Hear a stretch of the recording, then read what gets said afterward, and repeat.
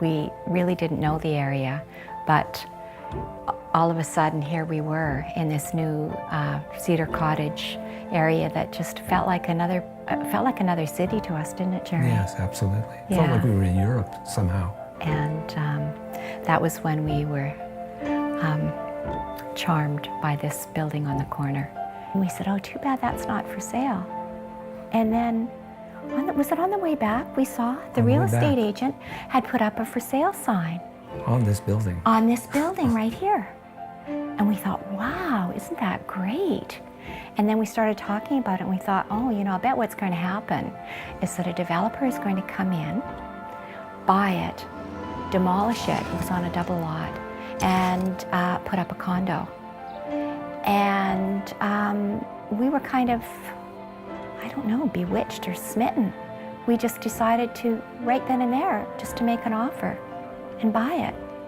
We didn't have a budget or a business plan or a long-term vision other than that we wanted to save it.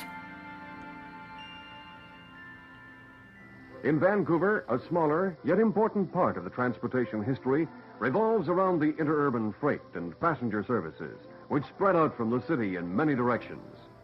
The absolute state-of-the-art rapid transit system that ran between Vancouver and New Westminster had been around for about 20 years. And one of the spots where it looked like it might be a good place for a community to form was around what became Cedar Cottage. A station was put there around the turn of the 20th century. And houses sprang up and buildings, including the Gow Block, were built along Commercial Street. There was a bank building, there were, you know, a number of stores. All of these things have a little suburban community, and its main connection with Vancouver, for most people around 1910, would have been this railway system and then the streetcar system that was pushing out towards it. They zoned it light industrial, so it kind of ruined it as a little village. Instead of a little streetcar stop with a bunch of businesses in the middle and housing around the edge with automobile, you get Kingsway, which is just continuous businesses all the way to New Westminster and housing on either side, but there's no center, there's no beginning, there's no end, and there's no neighborhoods. There's just a strip development. So that's the opposite of pre-automobile, which was they had little villages with a middle and an outer edge, and people living within 5 minutes of the center where the streetcar stopped. Over time, it's changed. The interurban ceased to run through there. Yeah, the Gow Block had been altered many times over the years, but the current owners actually did a fabulous job in restoring the building back to its original conditions for the most part, but adapting it today to make it more modern and being livable. We had thought that initially we would just fix it up bit by bit, but we started doing it that way, and Jerry and our sons and some of their friends would come over and work, like pulling down the stucco, and it was a lot of garbage. It was a mess. The foundation was rotted, and as we got into it, it became more and more extensive, and we had to redefine the size of the project, which became completely gutting the building, upgrading seismically, upgrading mechanically. All the plumbing is renewed, all electrical is renewed. It became a complete refurbishing, and that involved then lots of help, that being architects, mechanical engineers, structural engineers, and the whole gambit, and a lot of involvement of the city and inspections. And it assured, as a result, it assured that the result was sound, and it took 2 years, and the Gow Block emerged. The phoenix flew. These are the bay windows, which were a very characteristic part of the building restoration and essential to the city to approve this as a heritage building.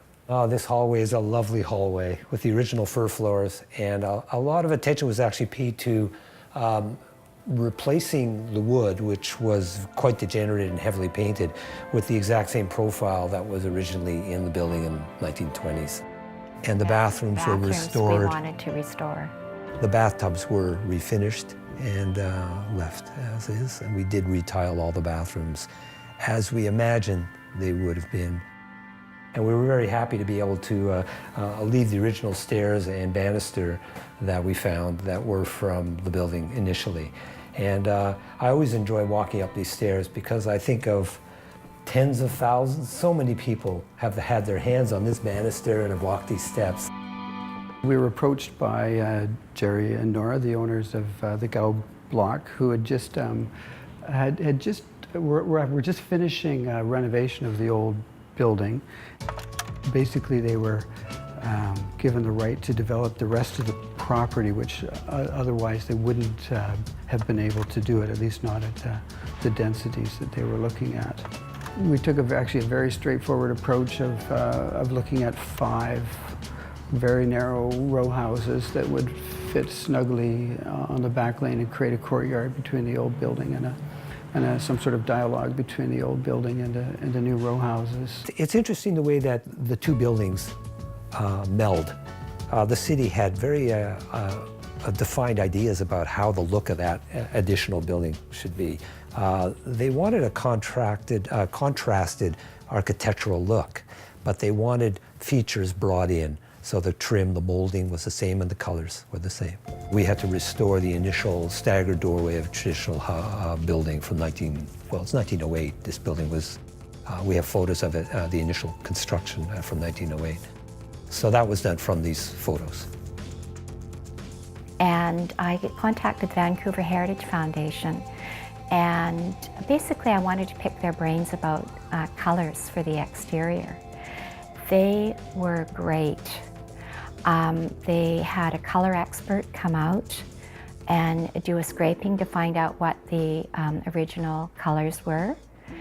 And they arranged for us to get what was called a True Colors grant through Benjamin Moore Paint.